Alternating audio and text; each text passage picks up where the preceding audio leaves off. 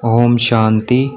8/11/2021। आज की मुरली से मनन चिंतन। हम परमात्मा को पुकारते हैं, तुम ही हो माता पिता, तुम ही सखा, तुम ही बंधु। तो परमात्मा गृहस्थी बन जाते हैं। गृहस्थी लोग ही गाते हैं, तुम ही हो माता, तुम ही हो पिता, तुम ही हो सखा, तुम ही हो बंधु। सन्यासी निवृत्ति मार्ग वाले कह देते हैं परमात्मा ब्रह्म है, वह यह नहीं कहते हैं तुम ही हो माता पिता। ब्रह्मा बाबा बाप भी है, दादा भी है, बड़ी माँ भी है और प्रजापिता भी है।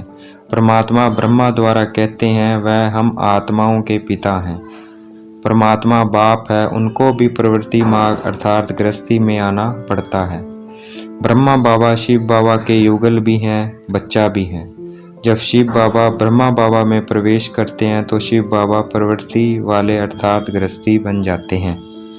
शिव बाबा को ही सुप्रीम बाप, सुप्रीम टीचर, सुप्रीम गुरु भी कहते हैं। सुप्रीम गुरु ही मुक्ति के लिए गाइड करते हैं, बाकी सब झूठे हैं, यह सत्य है। अंग्रेजी में परमात्मा को ट्रुथ, गॉड इज ट्रुथ कहते हैं।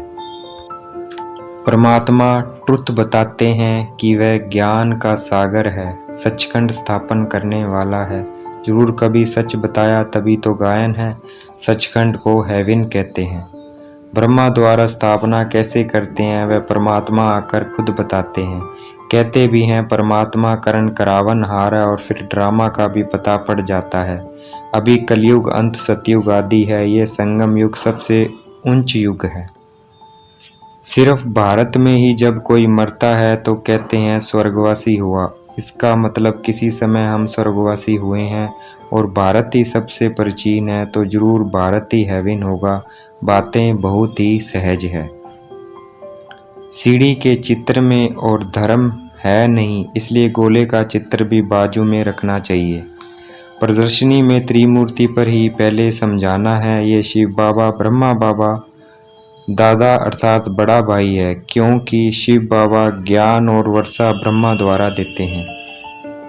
परमपिता परमात्मा 3 धर्म की स्थापना करते हैं, ब्रह्मा, देवता और क्षत्रिय धर्म। परमात्मा द्वारा स्थापन यज्ञ को रुद्र ज्ञान यज्ञ कहते हैं। भक्ति में यज्ञ देरी से शुरू होते हैं।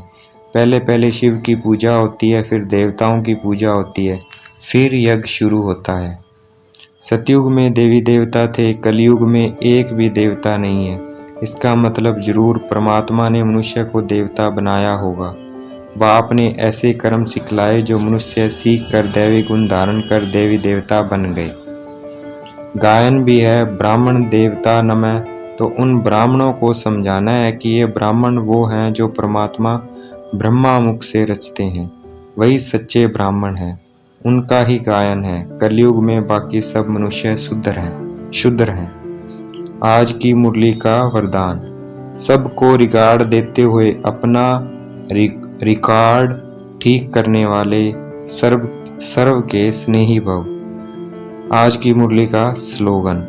बाप दादा की मिली हुई शिक्षाएं समय पर याद आना ही तीव्र पुरुषार्थ है। अच्छा, ओम शांति। शुक्रिया मीठे बाबा, शुक्रिया।